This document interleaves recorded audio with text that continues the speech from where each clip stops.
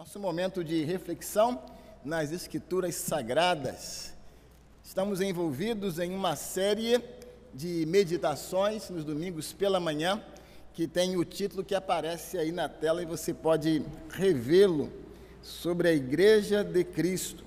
Neste ano de 2025, quando estamos no primeiro ano da jornada de 10 anos rumo ao nosso Sesc Centenário, 150 anos de organização da primeira Igreja Batista do Rio de Janeiro, começamos o nosso ano refletindo com a sua série de meditações a respeito da Igreja de Cristo. O que é a Igreja de Cristo?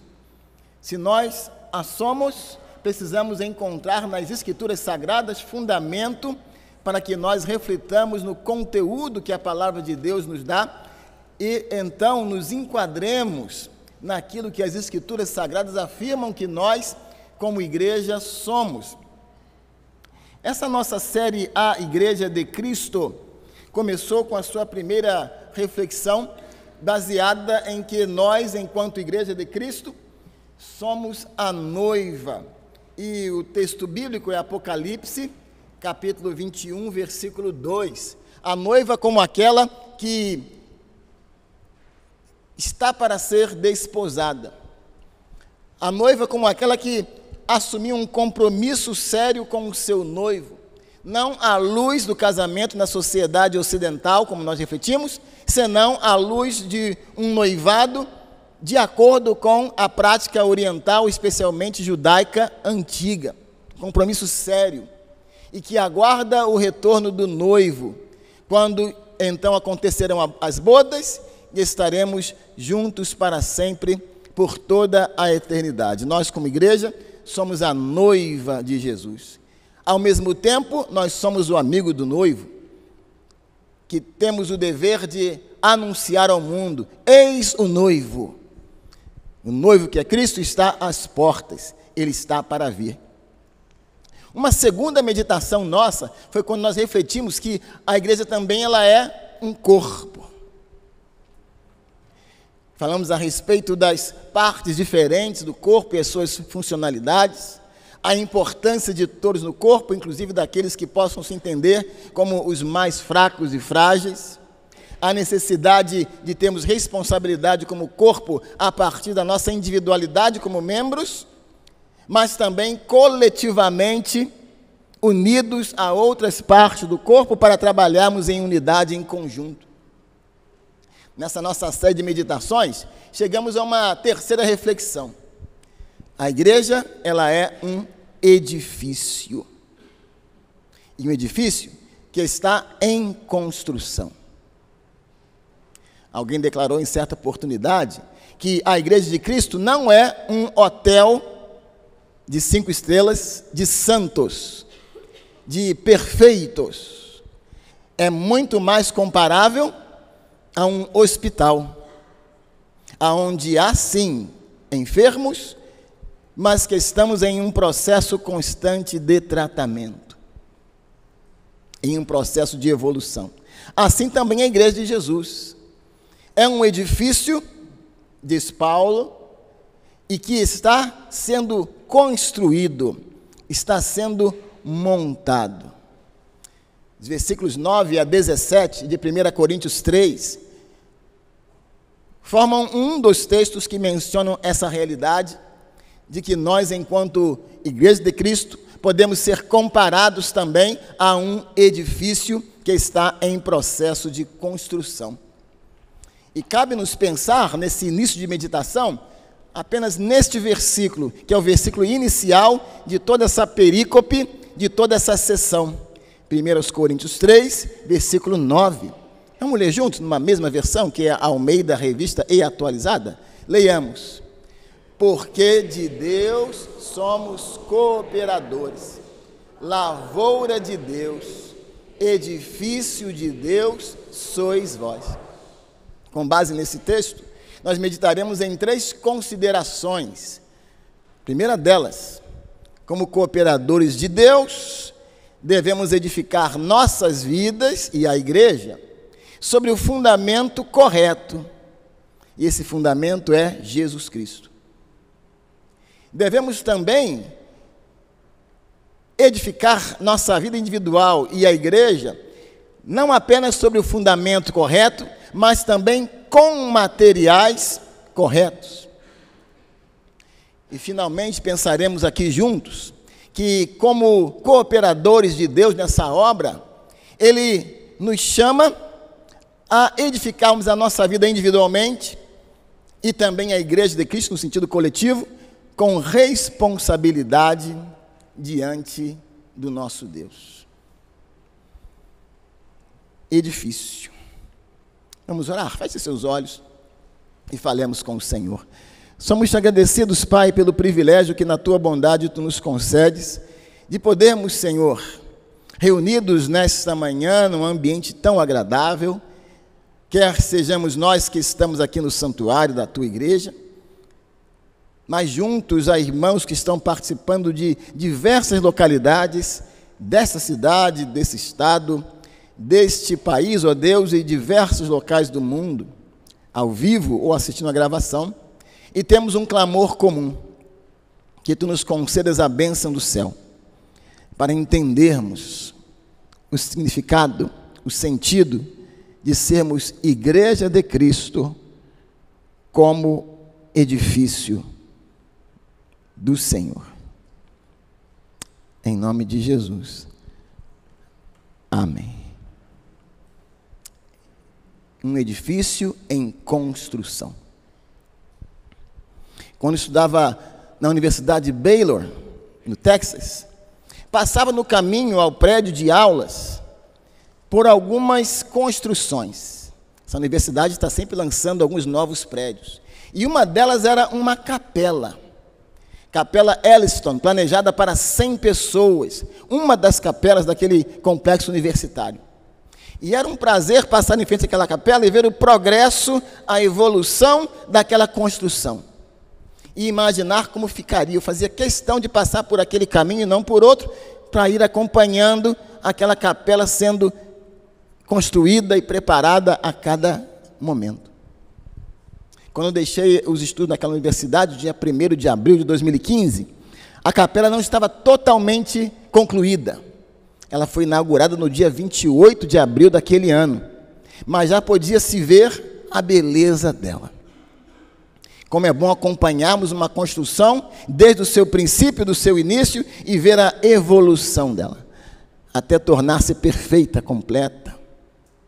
Nós, enquanto Igreja de Cristo, estamos também sendo construídos numa obra de cooperação, uma operação conjunta.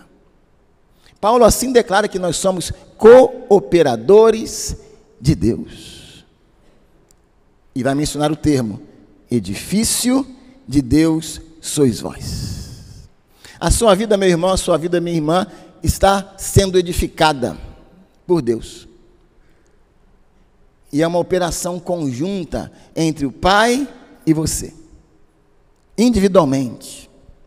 E nós, como Igreja de Jesus, estamos também nesse processo de edificação.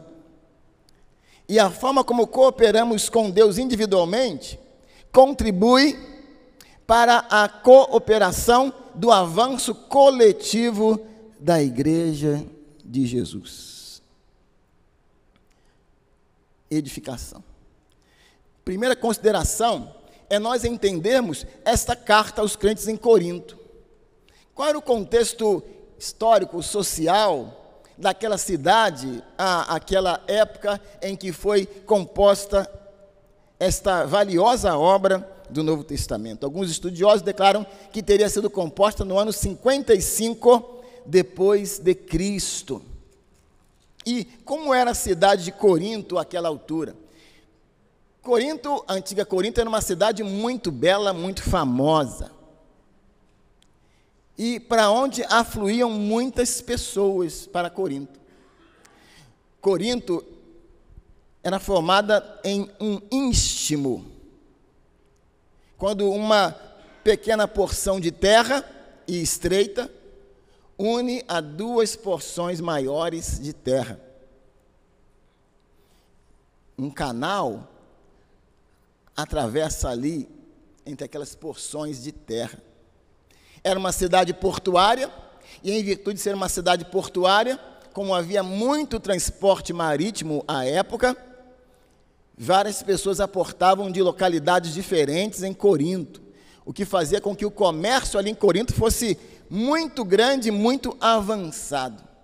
Havendo pessoas de diferentes nacionalidades, era natural que aquela cidade fosse uma cidade muito rica culturalmente falando, mas também trazendo dificuldades em relação a essa realidade. A cidade de Corinto era uma cidade que culturalmente também era relevante. Havia ali um anfiteatro ao ar livre que comportava 20.000 pessoas assentadas para assistirem peças que ali eram feitas e outras reuniões que aconteciam naquele lugar. Culturalmente relevante a cidade de Corinto. Corinto também era uma cidade que praticava esportes, e havia muitas competições. Os Jogos Olímpicos de Corinto, mas na verdade eram jogos chamados istímicos, por estar a cidade num istmo, uma junção entre duas terras mais fina do que os seus extremos. Os jogos istmos eram jogos valorizados abaixo apenas dos Jogos Olímpicos na Grécia. Então, muitos competidores afluíam por questão de esportes para a cidade de Corinto. Religiosamente falando, ali em Corinto estava o templo de Afrodite, que os irmãos podem ver ruínas nessa imagem. Acontece que no culto a Afrodite havia 1.000 sacerdotisas chamadas hetairais, em cujo culto fazia parte daquele encontro intercursos sexuais, chamadas prostitutas cultuais, neste culto a Afrodite. E lá estava o apóstolo Paulo na sua segunda viagem missionária, chegando a Corinto, e naquela cidade extremamente problemática, de devassidão moral, de muitas dificuldades relacionais, pregava Paulo apóstolo o evangelho de Cristo àquelas pessoas. Pensando em Paulo realizando isso, eu lembro de uma realidade, um fato real, que eu contei como ilustração aqui neste púlpito. Na cidade de Volta Redonda, numa das igrejas daquela cidade, um diácono era o responsável pelos cultos nos lares. E ele foi no lar de um membro da igreja, onde haveria um culto, e o compromisso de cada lar que se abria era de sempre trazer convidados, visitantes para aquele culto. E chegando lá, o diácono perguntou ao hospedeiro: mas onde é que estão os visitantes? Ele respondeu: não, aqui tem uns vizinhos meus aqui que não vale nada, que não presta, eu não vou chamar essa gente aqui na minha casa, não. Então disse aquele diácono para o hospedeiro: meu irmão, da próxima vez que tiver culto aqui, irmão, chama as piores pessoas que vão conhecer, aquelas que não prestam, que não valem nada, porque são elas que precisam ouvir do evangelho. A cidade de Corinto era uma cidade terrível, devassidão moral e outras dificuldades relacionais, uma cidade portuária onde pessoas chegavam e saíam a todo momento. Paulo pregava ali o evangelho em Corinto. Foi fácil? Não. Paulo escreve 3 cartas aos crentes em Corinto. Não são 3, pastor. São 2, pastor. 2 nós temos na Bíblia. Mas se você abrir a sua Bíblia em 1 Coríntios 5:9, você vai ler o seguinte, Paulo dizendo, 1 Coríntios 5:9: já em carta vos escrevi que não vos associasseis com os impuros. Primeira carta, ele está dizendo, já em carta vos escrevi. Então não é a segunda, porque essa aqui era a primeira ainda. Logo, essa é a primeira que foi preservada e chegou ao nosso conhecimento. Porque ele já havia escrito uma carta para eles que não foi preservada, não chegou até nós. Então, de fato, Paulo escreveu 3 cartas aos crentes em Corinto. E sempre instruindo aquela igreja, advertindo aquela igreja difícil. Quantos conflitos Paulo ali enfrentou? Chegou a ser desconsiderado na sua pregação. Pessoas disseram que ele era bom de escrever, mas pregando ele era fraquinho, na presença ele era ruim. E Paulo permanecendo ali, porque os coríntios precisavam também ouvir a mensagem do Evangelho, a mensagem de Cristo.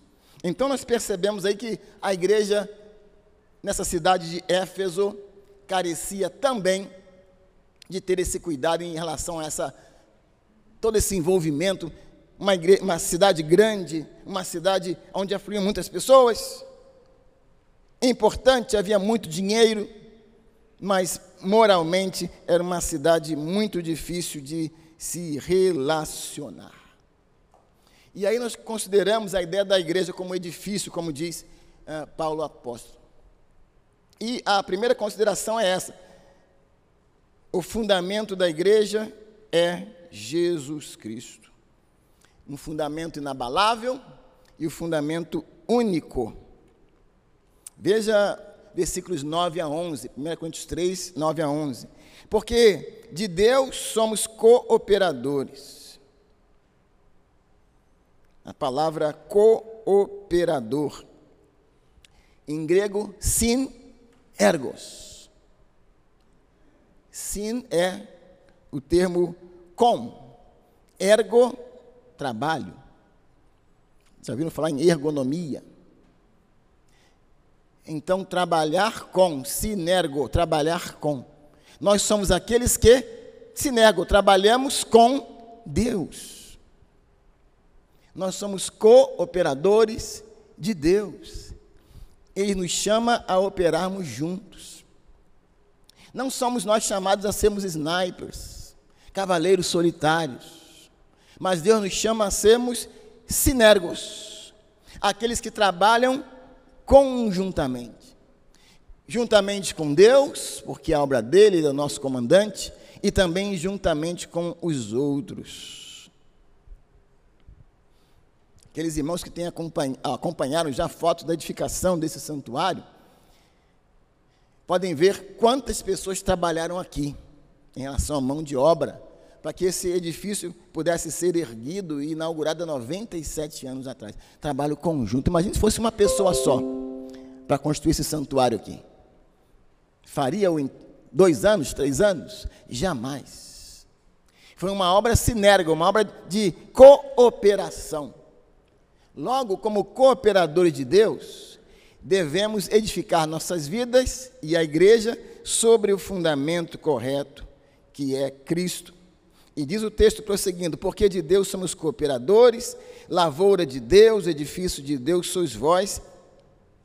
Versículo 10, 1 Coríntios 3. Segundo a graça de Deus que me foi dada, lancei o fundamento como prudente construtor, e outro edifica sobre ele. Porém, cada um veja como edifica. Porque ninguém pode lançar outro fundamento além do qual foi posto, o qual é Jesus Cristo. O fundamento é um só.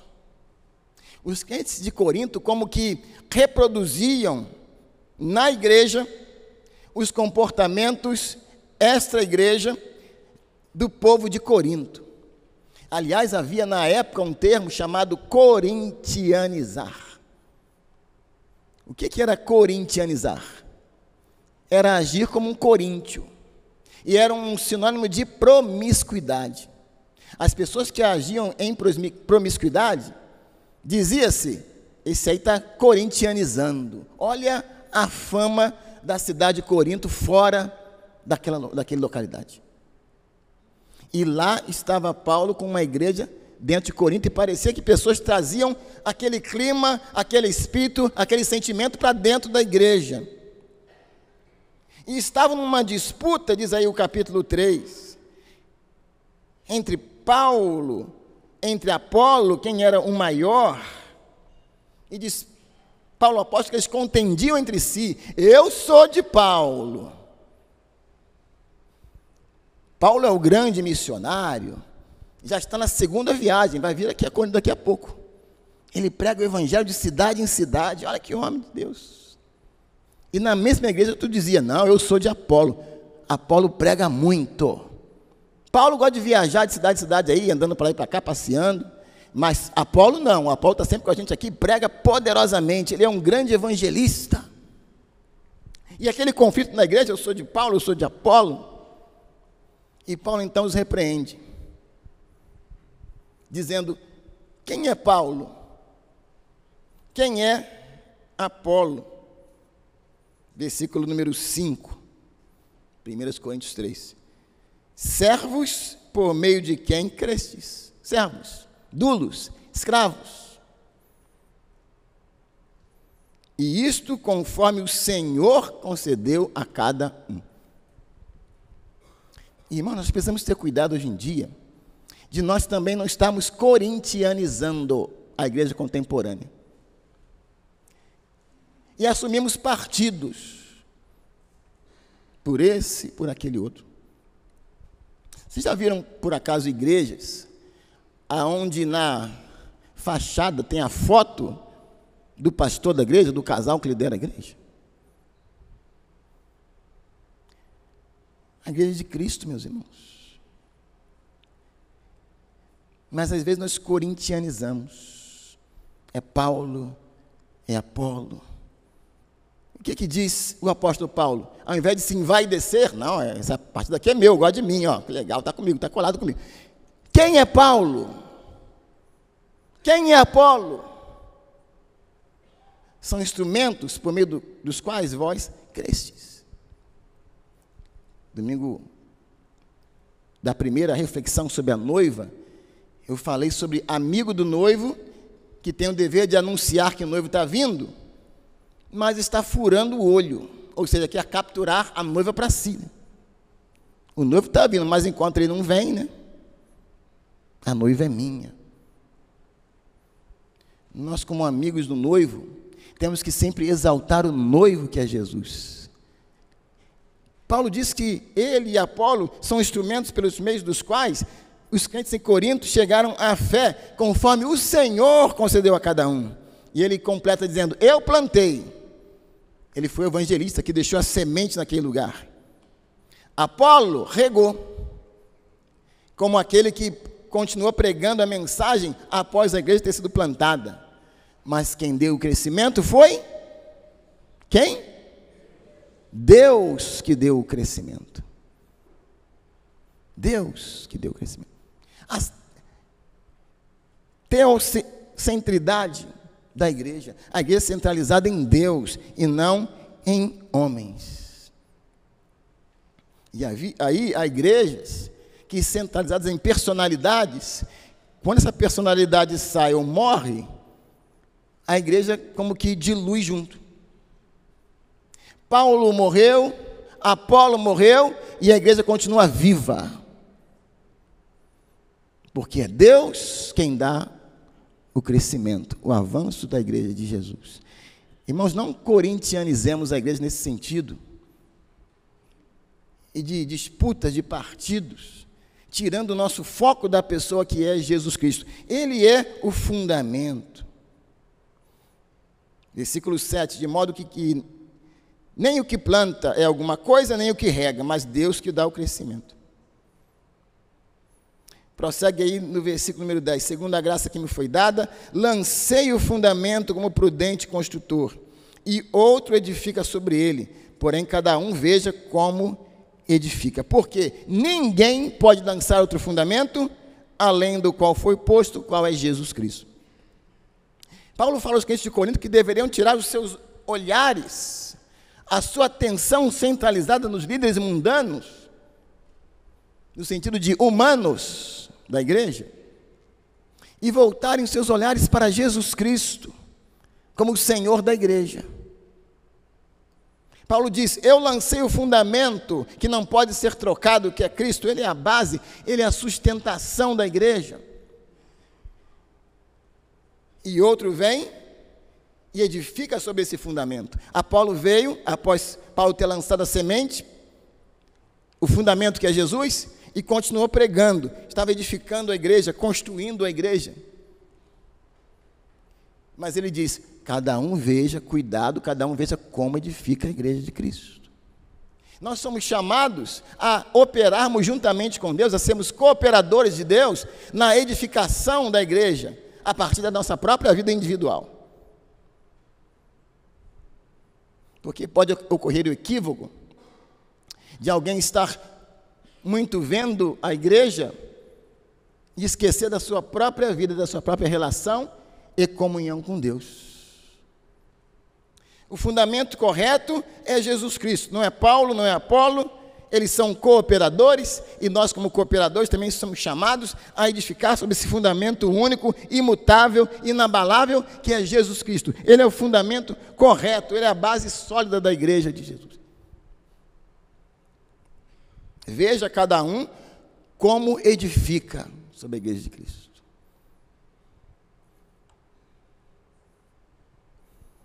Não somente ver o fundamento correto, mas sendo também o crente correto. Os coríntios estavam sendo os crentes errados. Paulo chama de carnais, versículo 1. Os chama também de crianças, também no versículo 1. Podiam só se alimentar de leite, não tinham capacidade suficiente. Os chama de egoístas, não literalmente, mas nas entrelinhas, centralizado no eu. Não, o líder aqui, o destaque é Paulo. Eu não quero nem te ouvir, o que importa é que eu acho. Para mim é Paulo e acabou. E o outro egoísta do outro lado, não, para mim é Apolo, não quero nem saber a sua opinião, para mim é o Apolo, se não for Apolo não tem jeito isso aqui. Centrado no seu próprio pensamento e todos com pensamento equivocado, porque a base, o fundamento não é Paulo, não é Apolo, é Jesus Cristo. Lembramos da parábola do rico insensato. Eu derrubarei os meus celeiros, eu construirei outros maiores, para guardar os meus cereais. Então terei muitos recursos para muitos anos. Eu vou ter, meu. Ele estava construindo celeiros, mas nós estamos construindo a igreja de Cristo. Será que estamos fazendo isso também no meu, o que eu penso que é o certo, e ninguém não quer saber o pensamento do outro?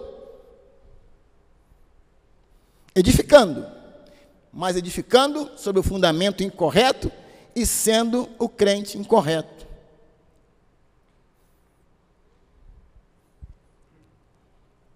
A igreja contemporânea também não deve ser edificada sobre personalidades humanas, mas senão sobre Jesus Cristo. Queria ter contado aqui também o ocorrido na 6ª Igreja Batista, em Juiz de Fora, Minas Gerais. Quando um membro de outra igreja chegou na porta daquela igreja, da propriedade, parou o seu carro, era um pastor, né? E perguntou, essa aqui que é a igreja do pastor Marcos? E um diácono na portaria falou assim, não. Ué, mas aqui na 6ª Igreja Batista de Fora? Sim. E não é a igreja do pastor Marcos? Não. Essa igreja aqui é de Jesus. É natural que nós, na linguagem popular, digamos isso, né? Fui na igreja do pastor Israel, fui na igreja do pastor José Paulo, fui na igreja do pastor José Maria. Mas podemos até usar isso no popular, mas sem nos esquecermos que, de fato, a igreja é de Jesus Cristo. E aquele diácono disse, essa igreja não é do pastor Marcos, não. Essa igreja aqui é de Jesus e ele é o pastor aqui. Pode ser um pensamento tido como radical, mas dá-nos alguma lição importante, né? Qual é o fundamento da igreja? O fundamento da igreja é Jesus Cristo.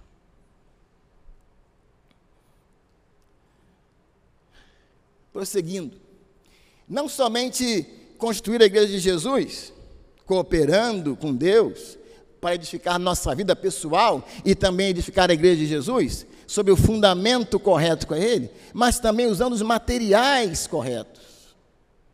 Você pode ter um excelente fundamento, mas se você não tiver uma boa seleção de materiais, isso aí vai dar problema. Dificilmente você vai lembrar a que se refere isso aí, só pela foto, né? Mas é uma queda do edifício Palace 2. Diz assim uma propaganda, uma notícia sobre esse evento, num portal da internet. Erguido com material inapropriado, o edifício Palace 2 veio abaixo no carnaval de 1998. 8 pessoas morreram, 176 famílias ficaram desabrigadas. Na madrugada de 22 de fevereiro de 1998, um domingo de carnaval, parte do edifício Palace 2, na Barra da Tijuca, no Rio de Janeiro, desabou, destruindo 44 apartamentos. Depois de mais de 27 anos da tragédia, passados agora, há cerca de 24 anos depois da tragédia, o Tribunal de Justiça, STJ, decidiu que 120 famílias vítimas do desabamento iriam dividir uma indenização de cerca de 30 milhões. O prédio tinha graves defeitos de estrutura e acabamento, por isso havia sido interditado pela Defesa Civil. Apesar do risco, 30 moradores buscavam seus pertences quando aconteceu o desabamento. 8 pessoas morreram soterradas. Se eu pretendo ser um cooperador de Deus, na edificação da minha vida e da Igreja de Cristo, eu preciso selecionar os materiais corretos para evitar tragédias. Versículos 12 a 15, 1 Coríntios 3.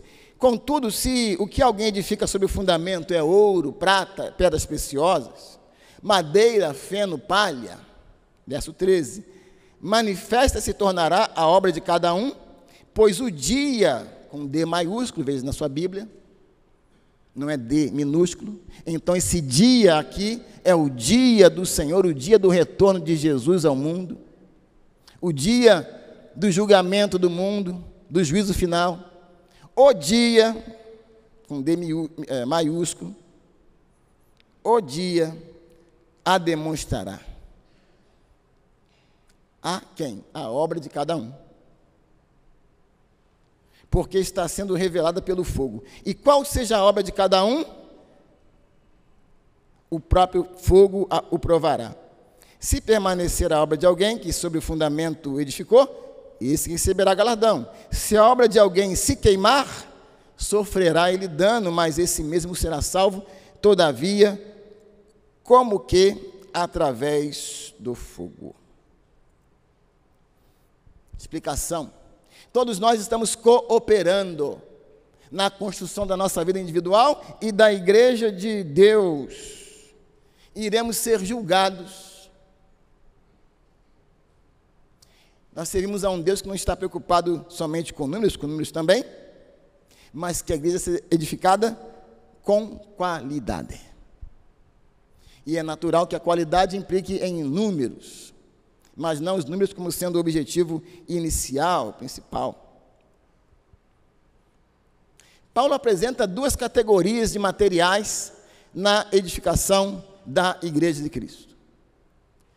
Primeiro, ele menciona madeira, feno, palha.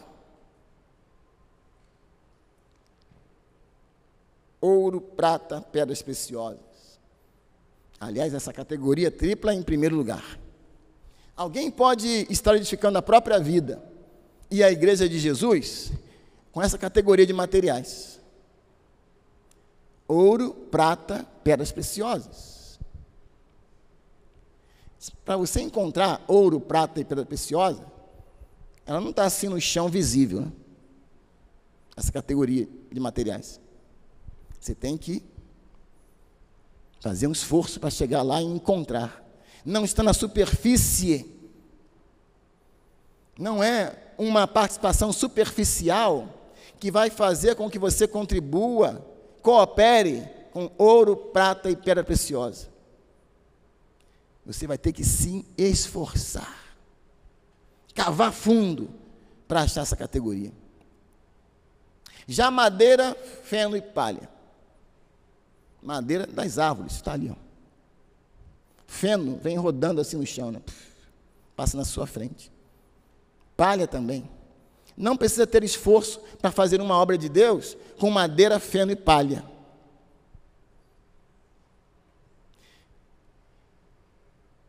Esses dois tipos, categoria de material, diz Paulo que serão provadas essas duas categorias pelo fogo, numa relação com o dia com D maiúsculo, o dia da provação.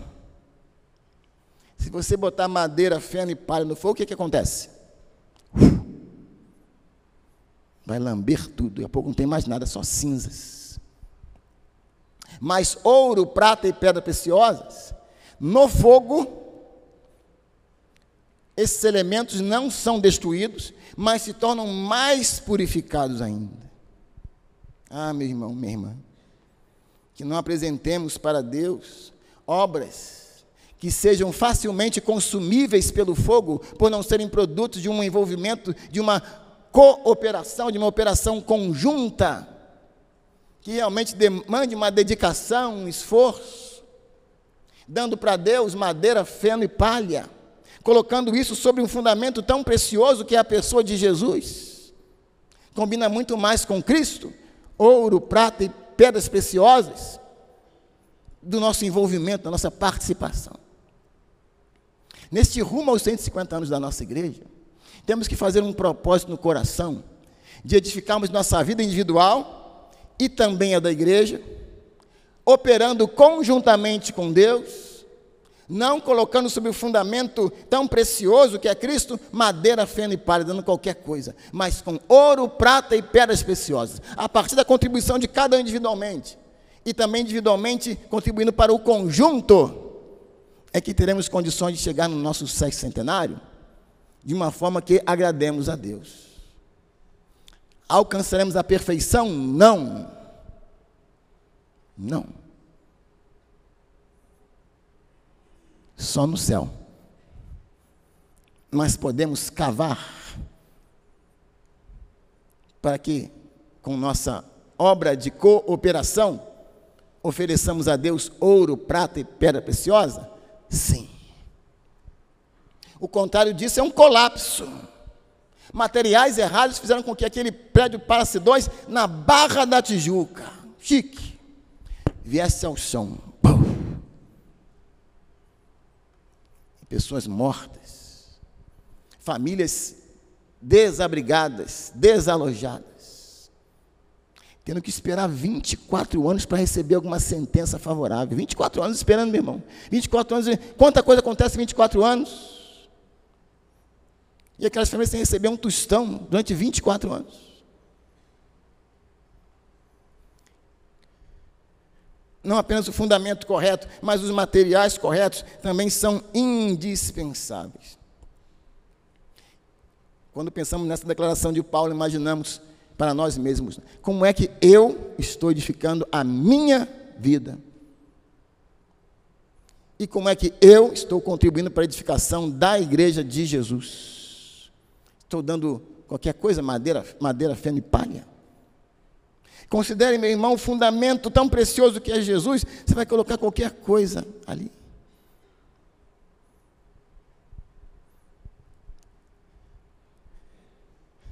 É muito mais digno colocar ouro, prata e pedras preciosas. E que materiais são esses? Para edificar a própria vida e a vida da igreja. Sem dúvida, a leitura da palavra de Deus é uma dessas. A vida de oração, outra. Participação em encontros de culto, outra forma. Comunhão cristã com os irmãos, outra maneira. Materiais preciosíssimos, purificados pelo fogo. Interessante que Paulo diz que há alguns que vão entregar para Deus madeira, falha e pena, ou palha, e serão salvos, ainda que a obra desse se queime. Todavia, como que? Através do fogo. É o céu de Deus que vai entrar no céu cheirando fumaça, né? Porque sua roupa pegou fogo lá, né? Cheguei, Senhor, abre aí para mim. Passei queimando, mas entrei. Você quer entrar no céu cheirando fumaça? chamuscado? Ou quer entrar no céu tendo honrado o fundamento que é Cristo e apresentado obras de ouro, prata e pedras preciosas? Ah, pastor, mas as obras não salvam. Realmente, Paulo diz isso, Efésios capítulo 2, verso 8. Pela graça sois salvos mediante a fé. Isso não vem de vós, é um dom, é um presente de Deus. Não vem das obras para que ninguém se glorie. Verdade bíblica. Mas Paulo prossegue dizendo: nós somos feitura sua, dele, criados em Cristo Jesus para as boas obras, as quais Deus preparou de antemão, antecipadamente, para que nós andássemos nelas. Não somos salvos pelas obras, mas somos salvos para as boas obras. Tiago confronta os crentes da sua época, questionando: mostre-me a sua fé sem obras, e eu, pelas obras, eu vou mostrar a minha fé. E ele vai chegar à seguinte conclusão: a fé sem obras é morta. Morta. Que sejamos aqueles que fazem obras para Deus de materiais concretos. Aliás, o próprio Jesus disse no Sermão do Monte, no capítulo 5, verso 16, que os homens, os seres humanos, vejam as vossas boas obras e glorifiquem a vocês. É isso? Glorifiquem a quem? Ao vosso Pai que está nos céus. As nossas boas obras de ouro, prata e pedras preciosas trazem glória para Deus. Trazem glórias a Deus. Construamos com os materiais corretos. Finalmente, concluindo essa reflexão, como cooperadores de Deus, devemos edificar a nossa vida e a igreja com responsabilidade diante de Deus. Versículo 16 e versículo 17. Não sabeis que sois santuário de Deus e que o Espírito de Deus habita em vós? Se alguém destruir o santuário de Deus, Deus o destruirá, porque o santuário de Deus que sois vós é sagrado. Paulo está falando com aquela igreja local em Corinto. Ele está declarando que a igreja local era santuário de Deus. E aqui está a ideia de edifício nessa passagem. O edifício ao qual Paulo se reflete é a igreja. A igreja é um edifício que está sendo construído em operação conjunta. Deus e os que compõem a igreja. E o ideal é que construam os seres humanos que cooperam com Deus com obras que glorifiquem a Deus por serem de ouro, prata e pedras preciosas. Aqui fala da igreja local, Corinto, como sendo uma igreja que é edifício de Deus. Mas o próprio apóstolo Paulo vai falar também, escrevendo aos Coríntios, nesse capítulo 6 agora, versos 19 e 20.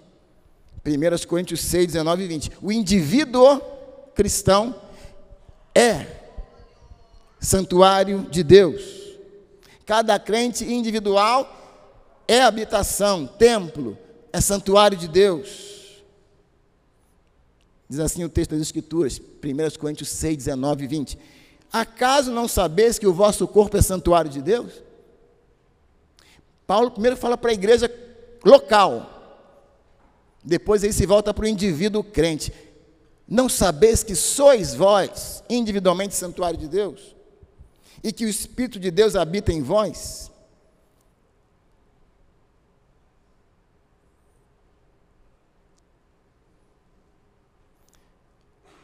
Verso 20, 19 e 20. Acaso não sabeis que vosso corpo é santuário do Espírito Santo, que está em vós, o qual tendes da parte de Deus e que não sois de vós mesmos, porque fostes comprado por preço? Agora, pois, glorificai a Deus no vosso corpo. No corpo mesmo, do ser humano, físico. Seu corpo é santuário de Deus, ele habita em você, e você não sabe disso, você é um santuário vivo, ambulante de Deus. Que maravilha! Somos santuário de Deus como igreja local, também somos santuário de Deus individualmente. Mas a Bíblia nos diz que também a igreja de todos os lugares, de todos os tempos, que forma uma única igreja, sem bandeira denominacional, também é santuário de Deus. O próprio Paulo escrevendo aos Efésios, capítulo número 2, Efésios 2, 19 a 22. Efésios 2, 19 a 22. Assim já não sois estrangeiros e peregrinos, mas concidadãos dos santos. E sois da família de Deus, edificados sobre o fundamento dos apóstolos e profetas, sendo ele mesmo, Cristo Jesus, a pedra angular, no qual, ou seja, em Cristo Jesus, todo edifício bem ajustado cresce para santuário dedicado ao Senhor, no qual também vós juntamente estáis sendo edificados para a habitação de Deus no Espírito. Paulo fala para aqueles convertidos que não eram provenientes do judaísmo, chamados gentios. Na concepção judaica antiga, todo aquele que não era um judeu era um gentil, mais ou menos o que nós cariocas chamamos de gringo. É argentino, é alemão, é americano, é canadense, é tudo gringo. E para eles era gentil. Paulo diz aos gentios que eles agora fazem parte do corpo de Cristo, dessa igreja de todos os crentes, de todos os lugares. A igreja local é santuário de Deus. O indivíduo crente é santuário de Deus no seu corpo. E a igreja de todos os tempos, em todos os lugares, é santuário de Deus. E nós estamos contribuindo nessa cooperação para a edificação da igreja, a partir de mim, a partir de você individualmente. Pode ocorrer, meus irmãos, o erro de alguém estar preocupado com um crescimento espiritual da igreja, quando esse mesmo crescimento não se percebe na sua própria vida, mas está olhando o crescimento do outro, ou a falta de crescimento do outro ou do coletivo. Leitura da Bíblia, oração, participação dos cultos, comunhão com a igreja. Eu vejo nos outros, mas não vejo em mim que eu não estou contribuindo para esse crescimento da igreja do Senhor. Daí a ideia de responsabilidade diante do nosso Deus. Começou no Jardim do Éden, o desejo de Deus está sempre perto daqueles que são seus. O Jardim do Éden era um santuário sem parede, sem teto. Deus, na viração do dia, passeava no jardim e conversava com o primeiro casal. Por isso que ali era um paraíso, porque Deus estava ali, porque Deus sempre quis estar conosco. Depois o povo de Israel, deixando a escravidão no Egito, está arrumando para a terra prometida, para a nova Canaã. E Deus orienta Moisés a construir um santuário móvel, que montava e desmontava. Quando o povo baixava acampamento no meio das peregrinações, montava-se a tenda do tabernáculo e as tribos acampavam em redor em cabanas. Deus no centro e o povo em volta de Deus. Santuário. Montável e desmontável, mas era santuário. E Deus no meio do povo. Deus esteve no meio da humanidade no Éden. A humanidade pecou, foi expulsa do jardim do Éden, mas Deus não parou de querer estar no meio do seu povo, então orientou o tabernáculo. Com o povo já estabelecido, retornando de uma dificuldade, né? Isso aqui é o templo já, que é chamado do segundo físico, né? Zorobabel. Aqui nós temos o templo de Herodes, porque Davi, ele queria construir um templo, mas Deus não permitiu, e foi construído então o templo pelo seu filho Salomão.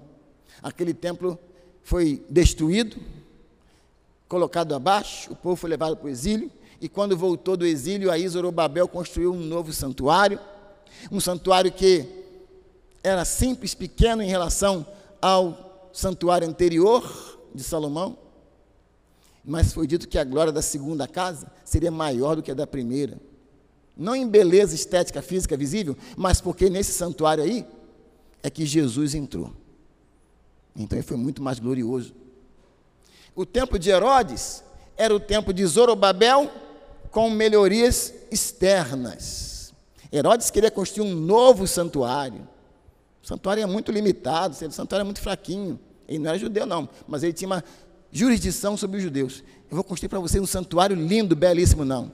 Há uma profecia de que a glória dessa casa aqui será maior do que a anterior de Salomão. Não permitiram, mas Herodes construiu o entorno do templo. E continuando, Deus no meio e o povo em volta. E aí vem Jesus ao mundo. Qual o nome de Jesus também? Emanuel, que é Deus conosco. Deus sempre querendo estar no meio do seu povo. Jesus volta para o céu. Ficamos órfãos? Não. Deus enviou o seu Espírito, que mora dentro de nós. Nós somos o santuário de Deus. Não sabeis vós que sois santuário do Espírito Santo, que habita em vós, da parte de Deus? Nós somos um edifício que está em processo de construção. Mas esse é o templo. Cadê o templo ali, pastor? É um espelho, olha para ele que você vai se ver. Você é o santuário de Deus. Ou não sabe? Não sabeis que sois santuário do Espírito Santo que habita em vós? Capacitados, energizados pelo Espírito Santo, nós podemos operar juntamente com Deus para construirmos obras que sejam de ouro, prata e pedra preciosa. Mas alguns que são crentes, servos de Deus, não obstante apresentam a Deus obra de madeira, feno e palha, facilmente consumível pelo fogo, e que não persiste a nenhum tipo de provação. Algo humano, dado de qualquer maneira, depositado sobre um fundamento valiosíssimo que é Jesus Cristo, mas dado qualquer coisa sobre esse fundamento precioso. Meu irmão, não faça isso. Não dê o resto sobre esse fundamento tão precioso que é Jesus Cristo. Não ofereça madeira, feno e palha como operação conjunta com Deus. Se Deus colocou o Espírito Santo em mim e você, porque você pode fazer muito mais, com materiais de muito maior qualidade. Olhe no espelho que você vai ver quem é o santuário de Deus. É você. Até aquele dia em que virá a nova Jerusalém, a cidade celestial. E ali nós vamos estar para sempre com Deus. Percebe como Deus que sempre está com a gente? Desde o Éden, Deus sempre com o desejo de estar no meio do povo, no meio daqueles que são seus. E Ele não desistiu, apesar do pecado do homem que fez com que ele fosse expulso do jardim do Éden. Deus não desistiu desse intento. E vai consumá-lo na nova Jerusalém celestial. Mas até chegar esse dia, nós estamos operando juntamente com Ele. Esse Deus que na sua não desistência orientou o tabernáculo, orientou o templo de Salomão, orientou o templo de Zorobabel, o templo de Herodes, enviou o seu filho para ser Deus com a gente, e enviou o Espírito para que individualmente sejamos santuário de Deus. Como igreja local, sejamos santuário de Deus. E sabendo que a união de todas as igrejas que servem, que temem a Jesus, constituem também universalmente esse edifício sagrado, que é o santuário de Deus. Um santuário que está em construção. Um santuário que está em crescimento constante, que mais e mais pessoas são tijolinhos colocados nele. Está sempre crescendo, está sempre com espaço para isso. Uma bendita edificação dada por Deus. E Deus ainda vai recompensar a gente por isso, né? dar o galardão. A gente é salvo pela graça, pela misericórdia de Deus, e Deus ainda vai dar uma recompensa ainda, que é o galardão.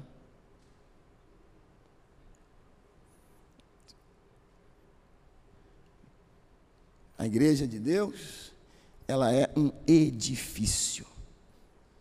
Você está cooperando com Deus para a sua edificação individual e também para a edificação coletiva da igreja de Jesus? Ela é noiva, ela é corpo, ela é um edifício, uma construção que é um templo, é o santuário de Deus. Que Deus me ajude e ajude a você, para que individualmente, coletivamente, sejamos aqueles que operam juntamente com Deus, para a edificação individual e também para a edificação coletiva da igreja de Jesus Cristo, que está em processo de construção. E que possamos sentir prazer ao passar pela igreja, que sou eu, que somos nós. Vemos com satisfação a cada dia um novo tijolinho, e ela crescendo, se desenvolvendo e avançando para a glória de Deus. E saber que ali também está a sua cooperação. Quer seja plantando ou regando, mas sem jamais desconsiderar que quem dá o crescimento é Deus. A quem seja toda a honra e toda a glória para todos sempre.